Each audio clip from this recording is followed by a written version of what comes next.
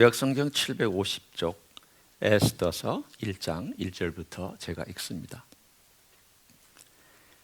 이 일은 아하수에로 왕 때에 있었던 일이니 아하수에로는 인도로부터 구스까지 127지방을 다스리는 왕이라. 당시 아하수에로 왕이 수산궁에 즉위하고 왕이 있은 지 제3년에 그의 모든 지방관과 신하들을 위하여 잔치를 베푸니 바사와 메대의 장수와 각 지방의 귀족과 지방관들이 다 왕 앞에 있는지라. 왕이 여러 날 곧 180일 동안에 그의 영화로운 나라의 부함과 위엄의 혁혁함을 나타내니라. 이날이 지나매 왕이 또 도성수산에 있는 귀천간의 백성을 위하여 왕궁 후원들에서 7일 동안 잔치를 베풀세 백색, 녹색, 청색 휘장을 자색하는 배줄로 대리석 기둥 은고리에 메고 금과 은으로 만든 걸상을 화반석, 백석, 운모석, 흑석을 깐 땅에 진설하고 금 잔으로 마시게 하니 잔의 모양이 각기 다르고 왕이 풍부하였으므로 어주가 한이 없으며 마시는 것도 법도가 있어 사람으로 억지로 하지 않게 하니 이는 왕이 모든 국내 관리에게 명령하여 각 사람이 마음대로 하게 함이니라. 왕후 와스디도 아하수르의 왕궁에서 여인들을 위하여 잔치를 베푸니라. 제7일에 왕이 중히 일어나서 어전 네시 무만과 비스다와 하르보나와 빅다와 아박다와 세달과 가르가스 7사람을 명령하여 왕후 와스디를 청하여 왕후의 관을 정제하고 왕 앞으로 나오게 하여 그의 아리따움을 뭇 백성과 지방관들에게 보이게 하라 하니 이는 왕후의 용모가 보기에 좋음이라. 그러나 왕후 와스디는 네시가 전하는 왕명을 따르기를 싫어하니 왕이 진노하여 마음속이 불 붙는 듯 하더라. 왕이 사례를 아는 현자들에게 묻되 왕이 규례와 법률을 아는 자에게 묻는 전례가 있는데 그때 왕에게 가까이하여 왕의 기색을 살피며 나라 첫 자리에 앉은 자는 바다와 메세의 7지방관 곧 가르스나와 세달과 아드마다와 다시스와 메레스와 마르스나와 무부간이라. 왕 와스디가 네시가 전하는 아하수에로 왕의 명령을 따르지 아니하니 규례대로 하면 어떻게 처치할까? 무무간이 왕과 지방관 앞에서 대답하여 이르되 왕 와스디가 왕에게만 잘못했을 뿐 아니라 아하수에로 왕의 각 지방의 관리들과 뭇 백성에게도 잘못하였나이다. 아하수에로 왕이 명령하여 왕후 와스디를 청하여도 오지 아니하였다 하는 왕후의 행위의 소문이 모든 여인에게 전파되면 그들도 그들의 남편을 멸시할 것인즉 오늘이라도 바사와 메대의 귀부인들이 왕후의 행위를 듣고 왕의 모든 지방관들에게 그렇게 말하리니 멸시와 분노가 많이 일어나리이다. 왕이 만일 좋게 여기실진데 와스디가 다시는 왕 앞에 오지 못하게 하는 조서를 내리되 바사와 메대의 법률에 기록하여 변개함이 없게 하고 그 왕후의 자리를 그보다 나은 사람에게 주소서. 왕의 조서가 이 광대한 전국에 반포되면 귀천을 막론하고 모든 여인들이 그들의 남편을 존경하리이다 하니라. 왕과 지방관들이 그 말을 옳게 여긴지라. 왕이 무부간의 말대로 행하여 각 지방 각 백성의 문자와 언어로 모든 지방의 조서를 내려 이르기를 남편이 자기의 집을 주관하게 하고 자기 민족의 언어로 말하게 하라 하였더라. 아멘. 여러분이 잘 알고 있거나 또는 어렴풋이 알고 있는 불임절이라는 것이 있습니다. 프림, P-U-R-I-M, 프림이라고 하지만 보통 우리 말로는 불임절 이렇게 얘기를 합니다. 뽑다라는 제비를 뽑다라고 하는 말에서부터 파생된 그런 말이죠. 몇 년 전에 제가 유대인 지역을 한 2월 말쯤 뭘 사러 갔다가 가게가 다 닫혀 있는 것을 발견한 적이 있습니다. 마침 그때가 바로 이 불임절 기간이었습니다. 원래는 2월 말 3월 초에 보통 이 불임절이 있습니다. 해마다 조금씩 다릅니다. 그들은 우리와 같이 음력과 같은 그러한 절기로 이렇게 지켜나가기 때문에 양력하고는 조금씩 차이가 있습니다. 올해는 3월 16일, 17일입니다. 상당히 뒤로 밀려났죠. 그게 일종의 음력과 양력의 차이 때문에 그렇게 생깁니다. 이 불임절이 오늘 에스더서에 나와 있는 이야기 그 결과로 생겨난 절기입니다. 그러니까 이 절기는 원래 모세 율법에 없는 절기입니다. 모세가 이 절기를 지켜라, 하나님의 명령이다, 하나님께서 하나님 백성은 이렇게 지켜야 한다라고 하는 그런 이런 만구의 명령도 율법도 그런 시행의 법칙도 없는데도 불구하고 예수님 오시기 전 480년 그때부터 지켜지기 시작한 후대에 생겨난 절기입니다. 이때 유대인들은 그야말로 퍼지게 먹습니다.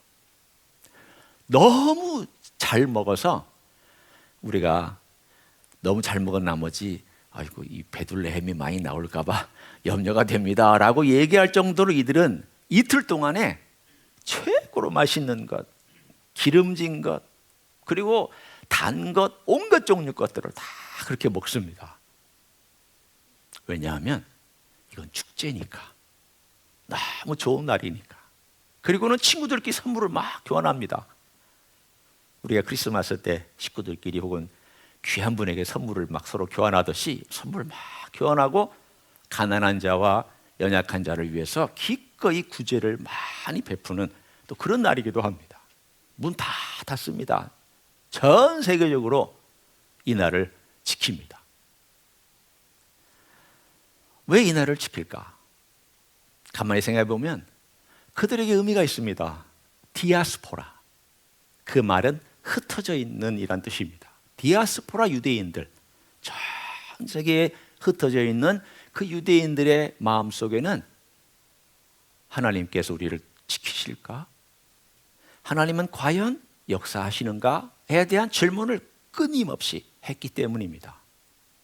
지난 2600년 동안, 지난 한 그 긴 세월 동안 그들이 바벨론 땅의 포로로 잡혀간 이후로 계속해서 이 질문을 자기에게, 자손들에게, 친구에게, 자기 친척들에게 계속 질문했습니다.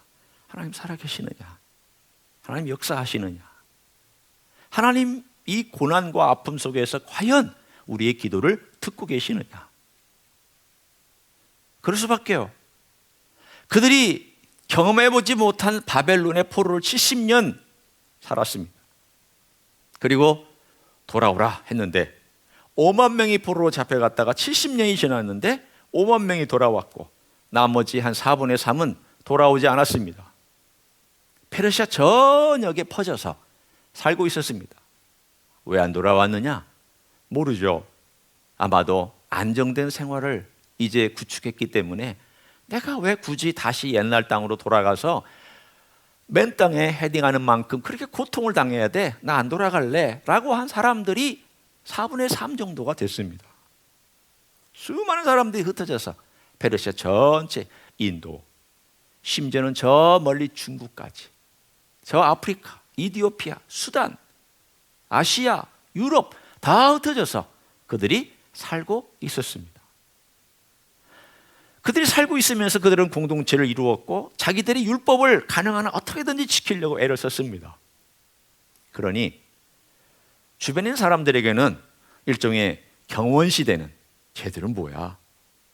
자기들끼리 어울리고 우리는 많은 신들을 섬기는데 율신이라고 섬기고 있으니 쟤들은 우리하고 좀 다른 별종들이네.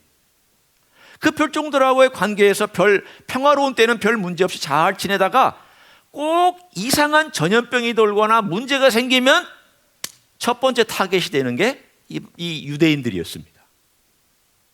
그렇지 않습니까? 희생양을 찾는 것이 인간이기 때문입니다. 그래서 결국은 율신을 섬기고 자기들의 율법을 가지고 있는 그들이 예수님 오실 때까지도 많은 고통과 고난을 당하다가 예수님이 오셨습니다. 그리고는 그 다음에도 또 전 세계에 흩어져서 고난을 당합니다. 또 하나 이유가 붙었습니다. 저들은 예수님을 십자가에 못 박았다고, 저주받을 민족이라고. 여러분, 크리스천들이 얼마나 유대인들을 미워했느냐. 초대 교부들, 유명한 교부들 유대인 혐오했습니다.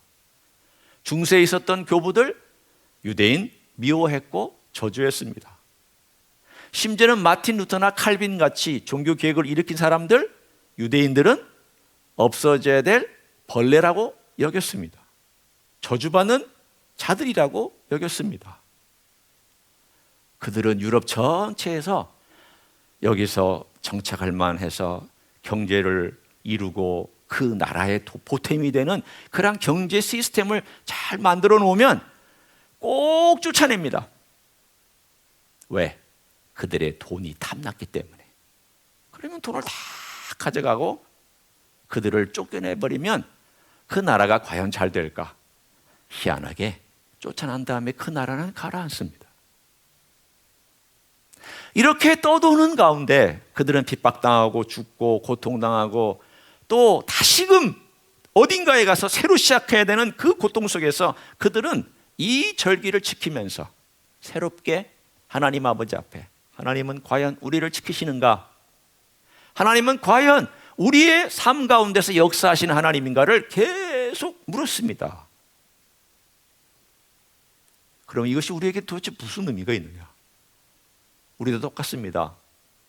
여러분, 힘들고 어려울 때 내가 오랫동안 기도하고 병든 것이 아직도 여전히 진행되고 있을 때 하나님께 묻습니다. 하나님이 저를 돌보십니까? 하나님이 저의 기도를 듣고 계십니까? 어떤 때는 어려움이 너무 자주 닥쳐와서 내 삶을 가로막고 있을 때 우리는 질문합니다. 하나님 살아계십니까? 우리는 그 질문을 가지고 이 에스더서 1장을 들어가서 보기를 원합니다. 이 에스더서 1장은 주전 483년에 일어난 일입니다. 이때에 이 아하수에로 왕이 6개월 동안 잔치를 벌였습니다. 상상해 보십시오. 6개월이면 어마어마한 기간입니다. 우리는 한 끼 식사를 위해서 잔치 벌이는 것도 힘들어하죠. 요즘은 사람을 초대 안 합니다. 왜? 집에서 잔치 벌이는 것, 한 끼 대접하는 것도 너무 힘이 들기 때문에 다 기피하고 바깥에 나가서 먹자 그럽니다. 하루 잔치는요, 뼈 빠집니다. 등골 휩니다. 그거 한번 치고 나면 아마 일주일에서 한 달은 알아 누울 것입니다. 그런데 이 잔치를 6개월 했습니다. 물론 왕이 차린 건 아니죠. 그 신하들과 또 종들과 노예들이 다 일한 거긴 하지만 한번 상상해 보십시오. 그때 들어가는 돈이 얼마나 될까? 그것도 한두 사람이 아니고 10사람도 아니라 127개 도. 그 페르시아 제국이 얼마나 컸느냐? 인도, 그 다음에 남쪽으로는 아프리카 수단, 그리고 저 유럽의 그 그리스 쪽만 빼고는 저 위쪽의 유럽의 일부, 그리고 저 북쪽 카스피의 위쪽, 그야말로 그 시대에 몇 대륙을 거쳐서 이만한 제국이 없을 정도로 큰 제국이었습니다. 그러니 그 127개 도에서 온 수많은 귀족들과 책임자들과 또 행정가들과 지도자들을 다 모아놨을 때 도대체 얼마나 많이 왔을까? 상상이 안 됩니다. 아마 수만 명이 거기 와서 있었을 것입니다. 6개월 동안 잔치를 벌였습니다. 자, 그러면 여러분은 이런 생각을 할 겁니다. 뭐 때문에 잔치를 6개월씩이나 벌입니까? 좀 과시욕이 심한 왕 같은데요. 너무 자기를 드러내려고 하는 그러한 뽐내고자 하는 그러한 제국 같은데요. 그렇게 얘기할 수 있습니다. 일단은 겉으로 보기에는 그렇습니다. 있습니다. 과시욕 심합니다. 6개월 동안 잔치 벌이면서 드러내고 싶은 것 있습니다. 그런데 우리는 그 역사가 아닌 다른 세상의 역사 속에서 왜 그렇게 잔치를 벌였는지를 추측해 볼 수 있습니다. 이때가 483년 주전입니다.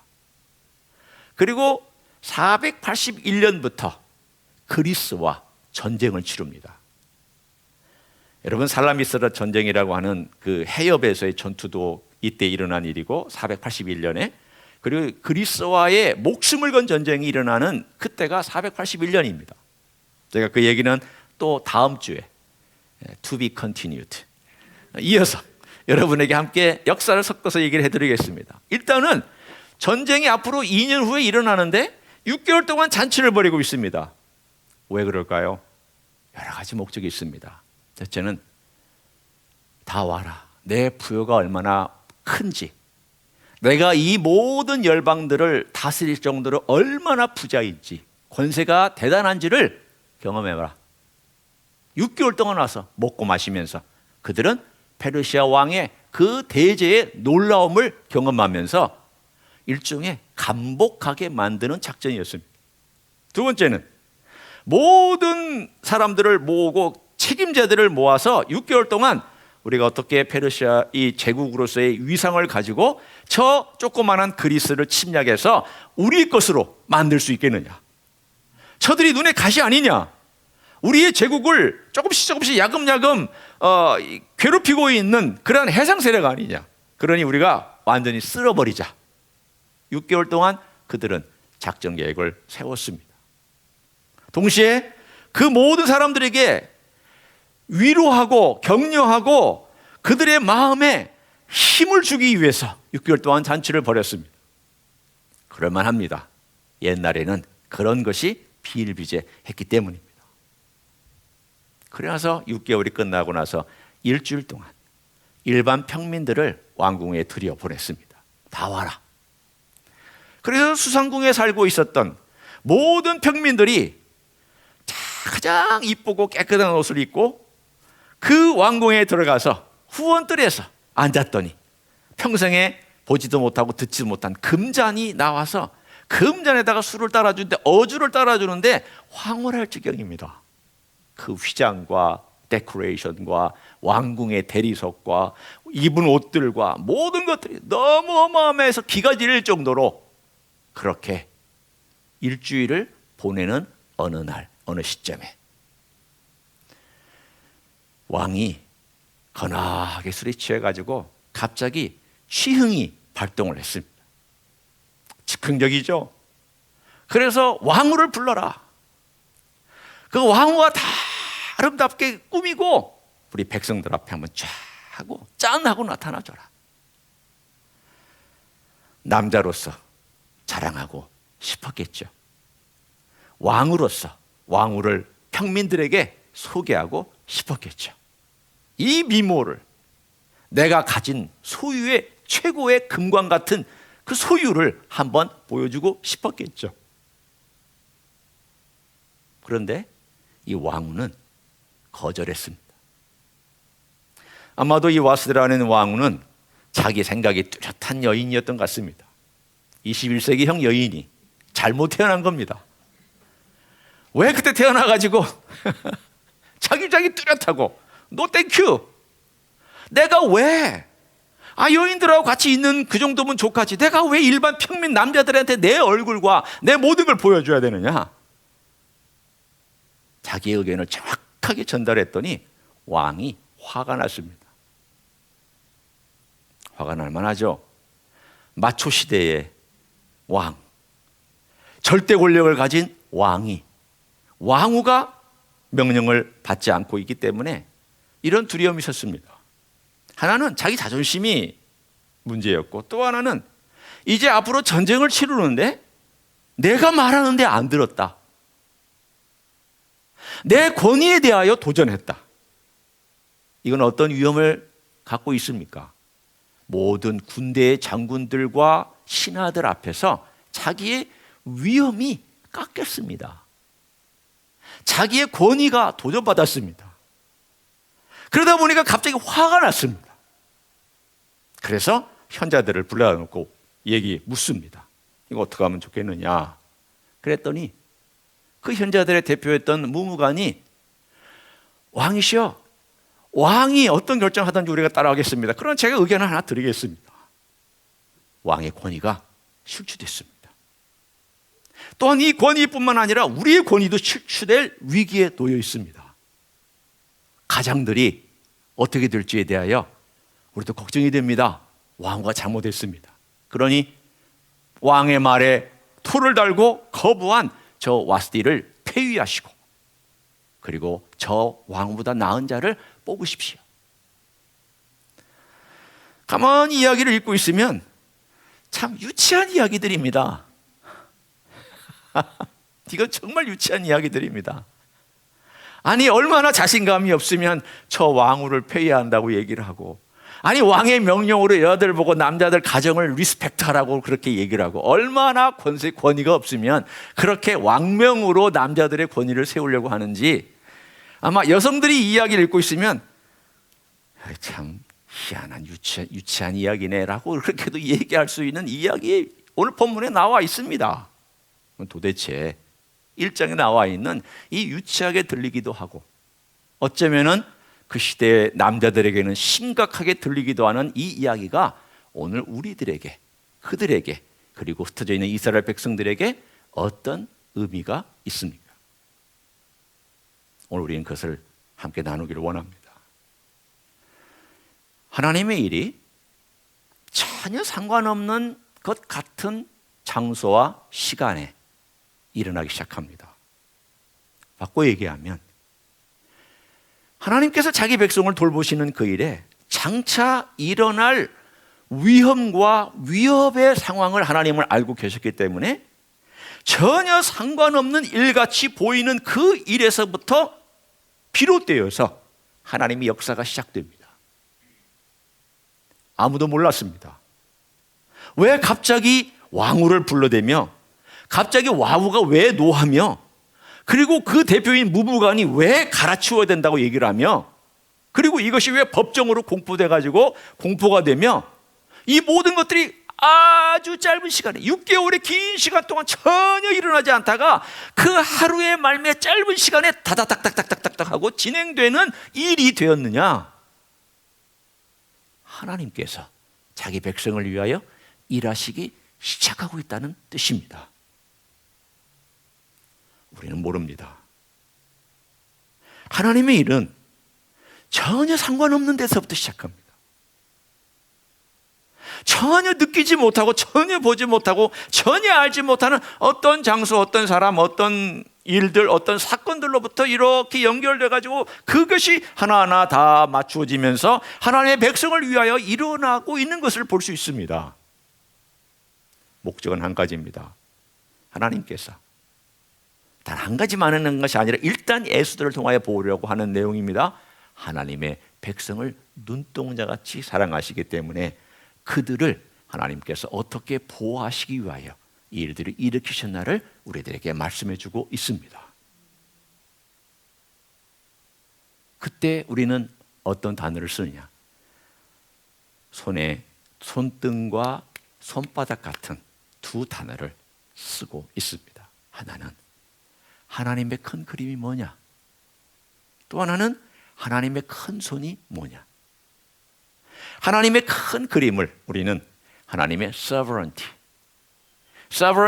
하나님의 전체 주권이라고 얘기하는 sovereignty라고 얘기를 하고, 하나는 또 하나, 이 손바닥은 하나님의 섭리라고 얘기하는 providence, 하나님의 섭리, 하나님의 큰 손이라고 얘기를 합니다. 이 두 가지는 늘 같이 갑니다. 제가 이 두 가지를 여러분과 함께 이 에스더서를 통하여서 계속해서 나눌 거지만 오늘 잠깐 나누기를 원합니다. 하나님의 큰 그림은 너무 커서 우리는 모릅니다. 우리는 조각만을 붙잡고 있습니다. 우리는 이 조각만을 보고 있기 때문에 이 조각을 보고 이게 왜 그럴까? 이게 앞도 잘 모르고, 또 앞으로 전개될 일도, 뒤도 모르고 앞으로 전개될 일도 우리는 잘 모릅니다. 그냥 이 조각 붙들고 있으면서 이게 무슨 뜻일까? 왜 이럴까? 이것이 왜 생겨났을까? 우리는 전혀 이해하지 못합니다.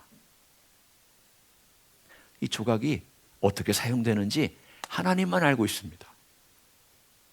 전체 그림 가운데 하나님께서 이 조각을 여기다가 갖다 딱 놓으시면 그 조각들이, 그림들이 하나씩 하나씩 맞춰가기 시작합니다.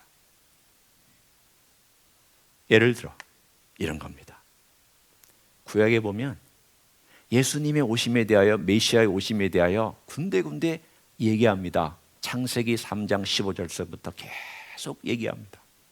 모세오경에 나옵니다. 시편에 나옵니다. 이스라엘 역사 가운데 등장합니다. 뿐만 아니라 제사 제도 가운데 등장합니다. 율법 속에 등장합니다. 심지어는 절기 가운데 등장합니다.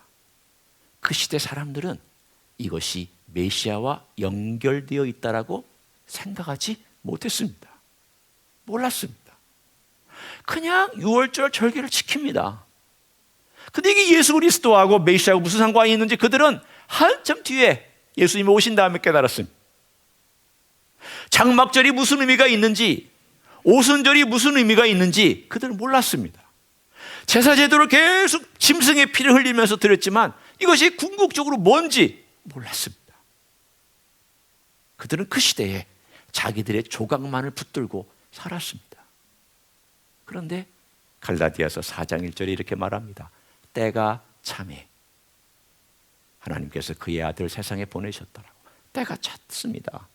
때가 찼다는 말은 이 모든 그림들이 이제 완성되어서 사람들에게 보여줄 그때가 되었다는 뜻입니다. 자, 그러면 때가 차면 사람들이 이해할까요? 이해하지 못했습니다.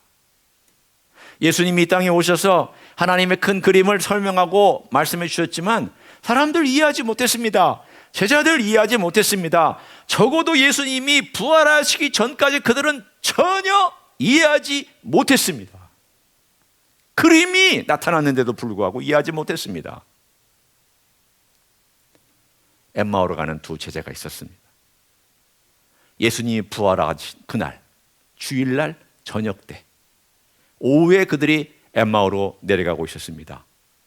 예수님께서 그 두 제자 곁에 같이 있으면서 대화를 시작하셨습니다. 너희들이 왜 그렇게 근심이 많으냐? 그랬더니 그들이 얘기를 합니다. 당신은 유대인으로서 예루살렘에서 무슨 이 사건이 있었는지도 모르고 있습니까? 우리가 기대했던 메시아가 십자가에 달려 돌아가셨습니다. 이스라엘을 구원할 자로 여겼는데 우리의 소망이 다 끊겼습니다. 절망했습니다. 이제 아무런 소망이 없습니다. 그래서 우리는 지금 예루살렘을 떠나 우리 고향으로 가려고 합니다. 다 끝났습니다. 그랬더니 주님께서 이렇게 그들에게 얘기합니다. 미련하고 믿기를 더디하는 세대야.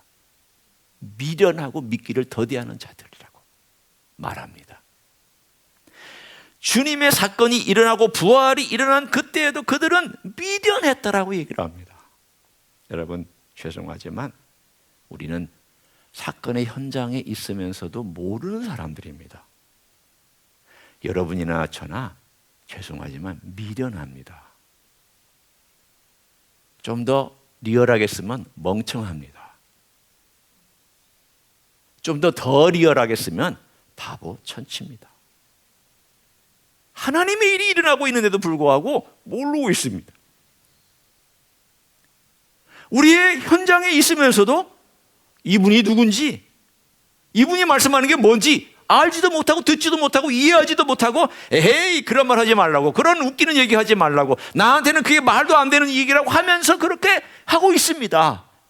미련한 세대입니다. 미련한 인생들입니다.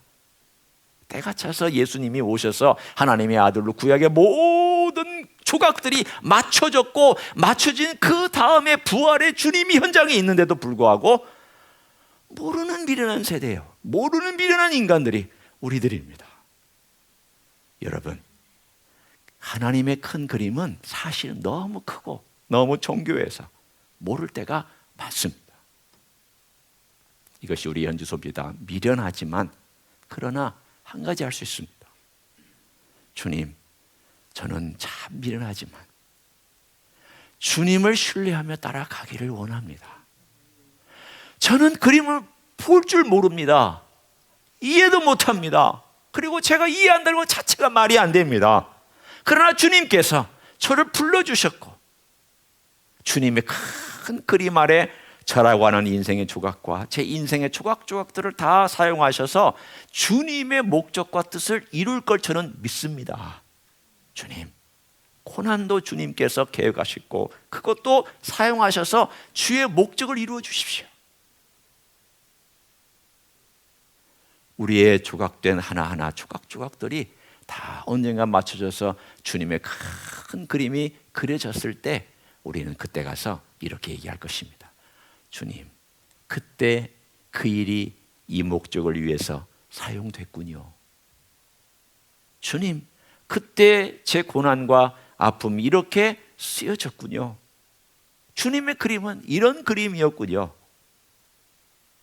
주님의 절대 주권하에서 큰 그림을 그리시면서 우리를 인도해 가시는 우리 주님을 신뢰하고 따를 수 있기를 원합니다.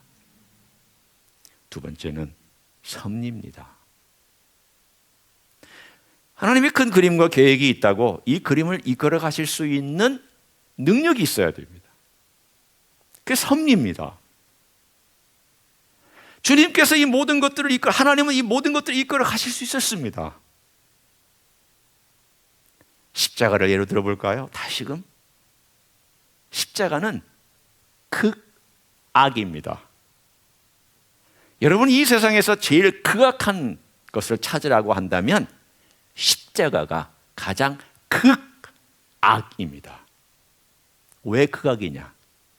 하나님께 대한 도전 중에 최고의 도전이 십자가이기 때문입니다. 여러분의 주인을 여러분이 죽였습니다. 여러분의 창조자를 여러분이 죽였습니다.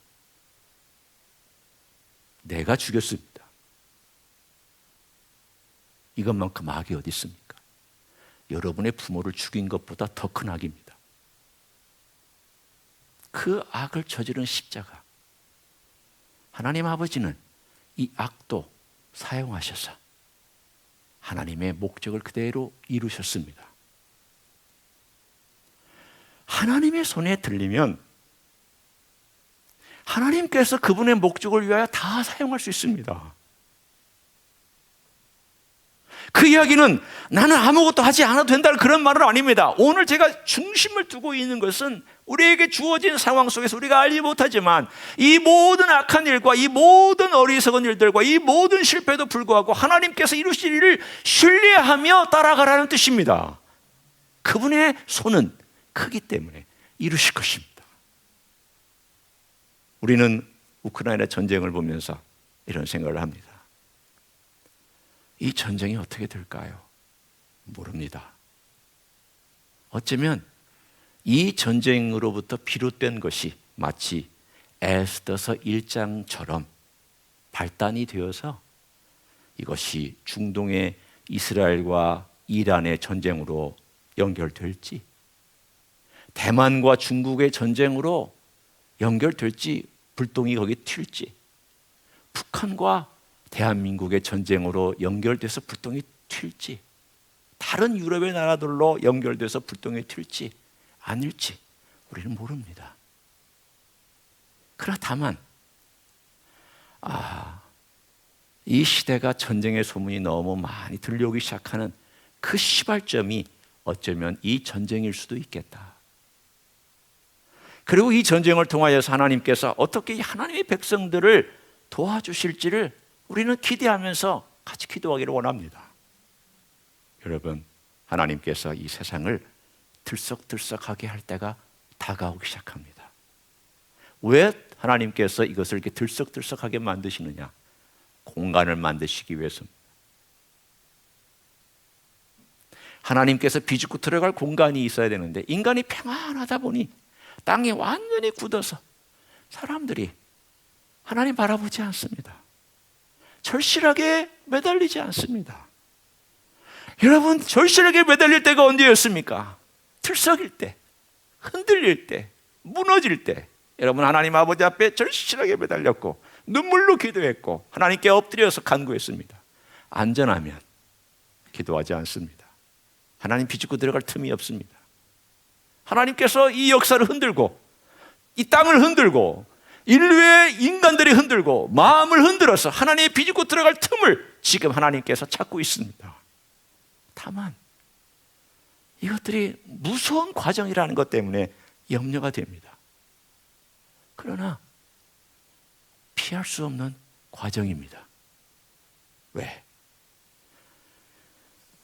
우리는 에스더서에서 하나님께서 위험한 과정을 통하여 아름다운 해피엔딩을 주셨지만, 그러나 때로 그 과정 속에서 많은 유대인들 희생당하고 죽었던 역사도 있기 때문입니다. 그들은 여전히 아우슈비츠 수용소에서 에스더를 기억하면서 기도했습니다. 하나님, 에스더 그 시대에 오랜 우리의 조상들을 살려주셨는데 우리는 왜 이 나치의 손에 희생되면서 죽어가야 됩니까? 하나님 뜻이 뭡니까? 하나님 살아계십니까? 질문하고 다시금 씹고 씹었던 그 메시지가 에스더서입니다. 에스더서에는 하나님의 이름이 한 번도 등장하지 않습니다. 의도적으로 그렇게 하나님의 이름을 적지 않은 것 같습니다. 그러나 너희들 기억해라. 이방 땅에서 너희들이 고난당하고 힘들고 어려울 때에 내가 이 모든 과정을 통하여서 내가 어떤 선을 이루어가는지를 너희들 기대하고 기도하라. 이 모든 세계의 어려움과 전쟁과 악과 우리가 이해할 수 없는 그 수많은 그러한 것들 속에서도 하나님이 어떻게 이 모든 큰 그림을 만들어 가시며 이 모든 섭리 가운데서 그 일을 완성해 가실까? 너희는 겸손히 하나님 아버지 앞에 바라보고, 하나님, 제가 주님을 신뢰합니다. 저는 모르지만 주의 뜻이 이 땅에 이루어지기를 원합니다. 주님의 나라가 이 땅에 이루어지기를 원합니다. 힘드신 이 과정 통해서라도 주께서 주의 나라를 이 땅에 이루어 주옵소서. 신뢰하며 가기 원합니다. 어리석어도 미련해도 믿을 수는 있잖아요. 지혜가 부족해도 신뢰할 수는 있잖아요. 따라갈 수 있잖아요. 그런 기도 가운데 우리 주님을 바라보는 여러분 되시기를 예수님의 이름으로 간절히 축원합니다. 기도하겠습니다.